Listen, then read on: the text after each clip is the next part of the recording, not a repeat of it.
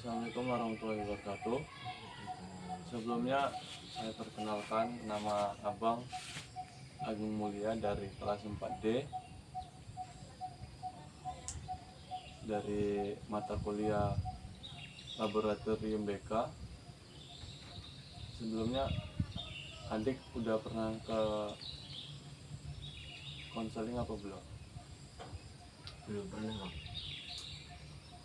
Tujuan adik kesini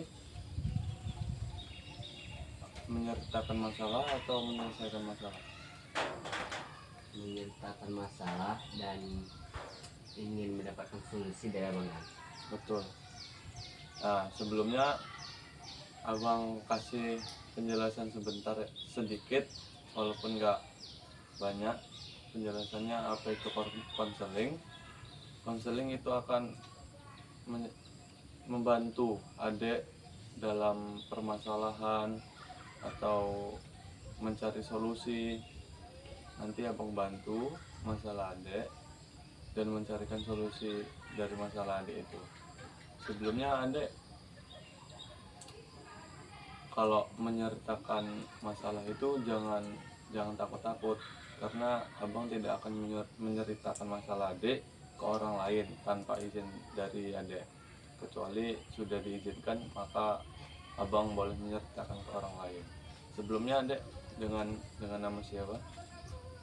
Sebelumnya nama saya Sariman bang. Seriman, dari lokal mana itu? Dari sekolah mana? Saya kuliah bang. Oh, kuliah. Iya. Dari jurusan mana kalau boleh tahu? Dari Fakultas Dakwah Komunikasi, jurusan Pengembangan Masyarakat Islam. Sebelumnya Anda punya masalah apa? Itu jadi gini bang. Kan awak kan ikut organisasi. Betul. Itu jadi divisi SDM lah, pemberdayaan mahasiswa. Jadi masalahnya itu apa? Sakitnya organisasi bang, organisasi saya kan. Jika kumpul organisasi itu kan ngaret. Oh, lama Kali bang. Betul. Lama kali kan. Jadi menurut saya itu penyakit organisasi kan bang. Betul. Nah, nanti kan kalau misalnya di organisasi itu ada 20 orang, harus ikut rapat semua. Tapi yang tepat waktu tuh sekitar 5 orang, 10 orang gitu kan. Jadi orang yang udah tepat waktu itu nunggu kan bang. Betul. Jadi pastinya orang ini kayak punya punya rasa kok saya udah duluan tapi orang tuh belum datang. Nah, jadi iri hati atau senang hati lah bang. Jadi menurut saya organisasi ini sakit gitu. Kalau kumpul aja kita nggak tepat waktu, apalagi mau jalan-jalan proker kan bang. Nah, nanti setiap ngaret gitu nanti pasti timbul rasa ini sama orang lain tuh, yang kawan-kawan yang lain tuh nggak senang hati gitu kan bang. Sebelumnya udah pernah datangi ke orangnya yang sering terlambat itu? Sebelumnya sudah dibicarakan? Sudah bicara kan bang, cuman tahu kenapa kan mungkin nggak masuk hati sama orang tuh kan, atau nggak masuk pikiran kan bang. Jadi tetap aja dilakuin itu bang sama mereka gitu. Udah mencoba berapa kali kalau boleh tahu? Pokoknya setiap evaluasi kami itu apa yang dievaluasi itu pasti adanya itu lagi apa ngaret-ngaret dalam organisasi itu bang. Masalah itu lagi. Ya masalah itu lagi terulang lagi setiap ada kegiatan. Sebelumnya si adik ini Sariman udah pernah berkomunikasi langsung secara pribadi sama orang yang bermasalah itu atau mengumpulkan bareng-bareng? Kalau komunikasi langsung sama yang ngaret itu sih belum pernah bang.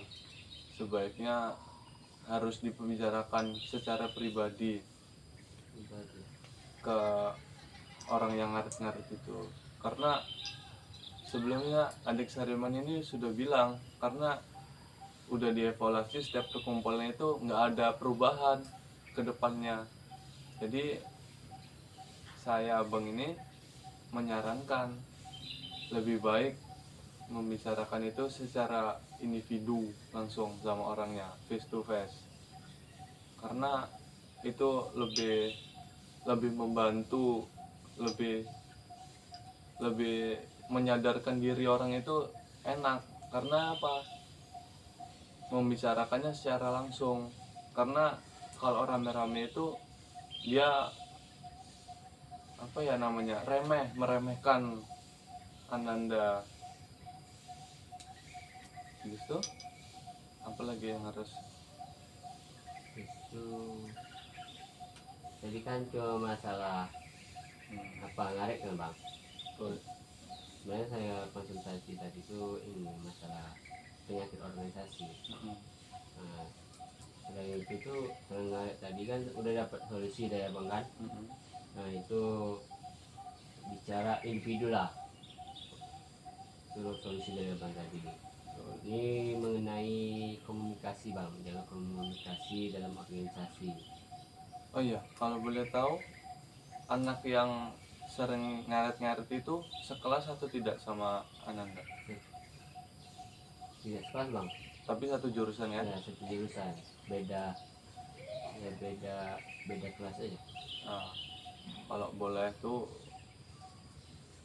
Ananda Sariman itu ngomongnya secara individu. Kenapa? Karena membicarakan di depan orang ramai itu bukan mudah untuk didengar, termasuk orang yang ngaret-ngaret itu, karena udah terbiasa remeh gitu di depan orang. apalagi yang harus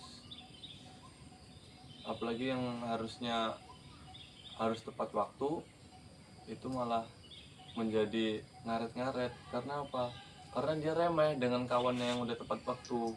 Alah, contohnya, alah dia aja apa kok lambat-lambat, masa aku nggak ikut lambat-lambat. Itu yang gara-gara satu orang itu. Kalau boleh tahu siapa namanya?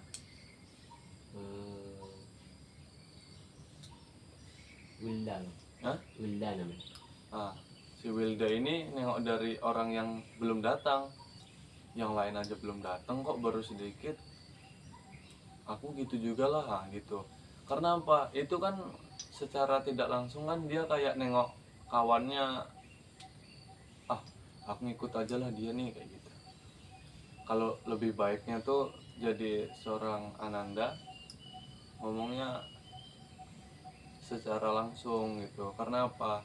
Menyadarkan diri orang itu tidak harus secara rame-rame, karena udah dicoba nggak bisa juga kan. Lebih baik secara langsung, face to face, ngomong baik-baik. pasti pasti setidaknya kita udah berusaha, pasti ya berubah dia sedikit demi sedikit. Lanjut, ada lagi yang mau dibicarakan lagi Sariman?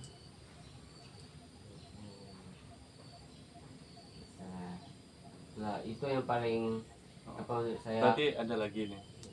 Betul, lanjutkan. Selain itu tuh ada ini bang, jalur komunikasi. Komunikasi. Iya, jalur komunikasi nih bang. Kalau boleh Organisasi. tahu komunikasi gimana itu ya? Jadi jalur komunikasi kayak mana ya?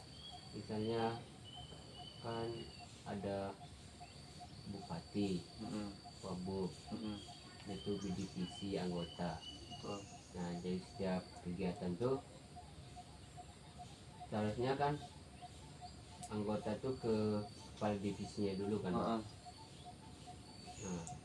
udah itu kepala divisi ke wakil bupati, baru wakil bupati ke bupatinya.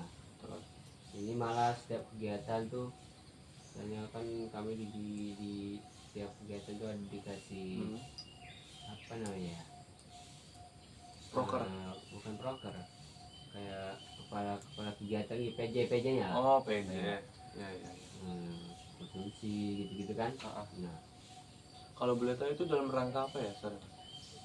oh setiap kegiatan tuh bang. Oh, betul. Ya, Jadi setiap kegiatan itu mempunyai PJ masing-masing gitu. Oh iya, bagus. Tapi ini bang, apa namanya, Masalahnya itu kami ini kan seharusnya anggota tuh kalau mau komunikasi, misalnya mengadukan masalah ya gitu kan, itu seharusnya ke kepala divisi dulu misalnya kan. Nah ini malah langsung ke bupati gitu kan bang. Nah itu kan jalurnya agak melenceng lah misalnya. Walaupun tidak struktur. Ya tidak struktur. Acak-acakan. Ya acak-acakan. Walaupun dapat solusi dari bupati itu kan, tapi menurut saya tidak ini, nggak terlalu apa namanya, ya tadi struktur tadi bang. Seharusnya anggota tersebut tuh langsung ke kepala divisi, supaya kepala divisi ke bupati, baru bupati langsung ke bupatinya, biar dapat solusi yang ini. Kalau boleh tahu itu dalam rangka masalah apa ya? Itulah apa kali setiap organisasi buat kegiatan gitu bang. Contohnya bukan olahraga lah.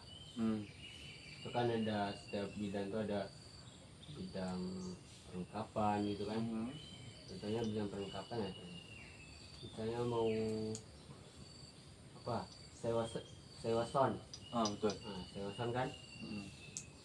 Jadi dia langsung hubungi bupati. Nggak langsung. Iya, langsung ke divisi. Enggak. Iya. Bang, jadi kayak mana sewa sound ini kan? Padahal dari setiap kegiatan itu pasti ada ketua pelaksananya. Nah seharusnya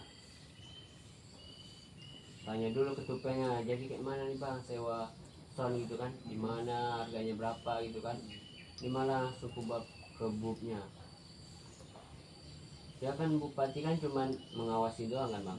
Betul. Padahal kan dalam bertanggung jawab dalam satu kegiatan itu ada masing-masing. Ada masing-masing sama ketupelnya.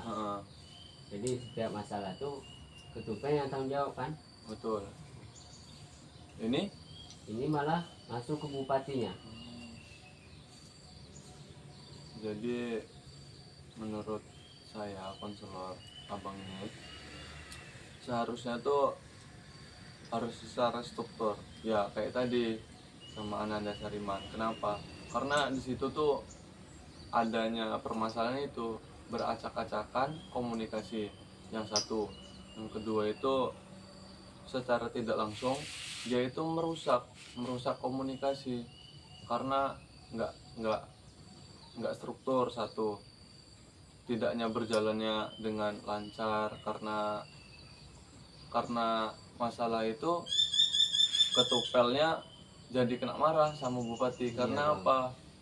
Karena si pelaksananya ini ngomongnya nggak langsung ke pelaksananya itu, malah ngomongnya langsung ke bupati. Jadi solusi saya, konselor, harusnya terjadinya permasalahan itu nggak terjadi, malah terjadi.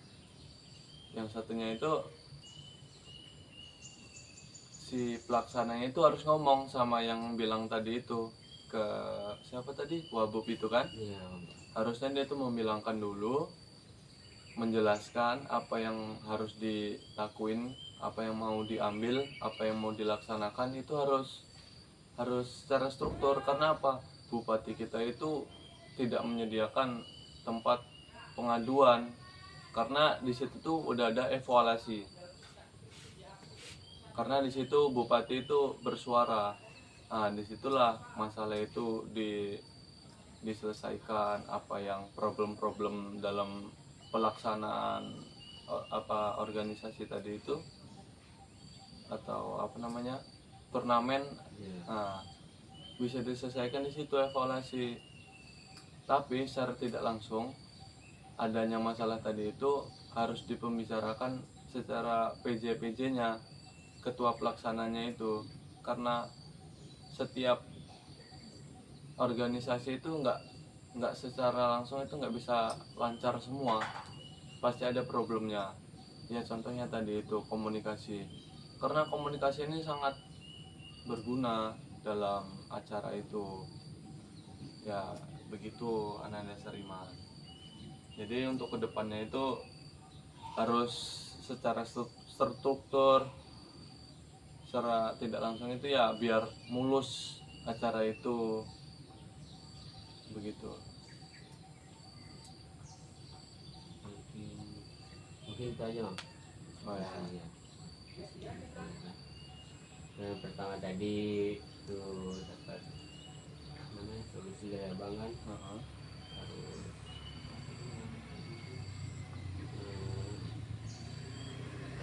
apa kita bicara face to face sama tadi yang apa yang kemarin tadi kan. Itu yang kedua tadi jalur komunikasinya, maksudnya seharusnya kita tuh setiap evaluasi itu Mhm. harusnya dari ketukan itu kan, supaya untuk kedepannya dapat jalur komunikasi itu teratur sama terstruktur. Betul. Itu aja Pak. Baik. Komunikasi dari saya. Terima kasih sama Ananda sudah membuka suara. Jadi setelah Ananda konseling kepada Abang, gimana perasaan Anda? Senang gitu bang, ada tempat cerita kan bang. Betul. Nah, mengadu Betul. lebih apa sampai aja gitu bang, apa yang kita rasakan dalam Betul hati kan. sekali Ananda. Jadi untuk kedepannya itu ketika Ananda adik Sariman ini kalau ada masalah konseling aja ke abang, nggak apa-apa, nanti abang mencari solusi bareng-bareng untuk kedepannya gimana masalah itu kita selesaikan bareng-bareng di konseling ini. Sudah tidak ada lagi. Udah bang. Mungkin cukup. Baik, terima kasih Ananda Sariman. Boleh keluar. Kasih ya bang. Ya, sama-sama Sariman.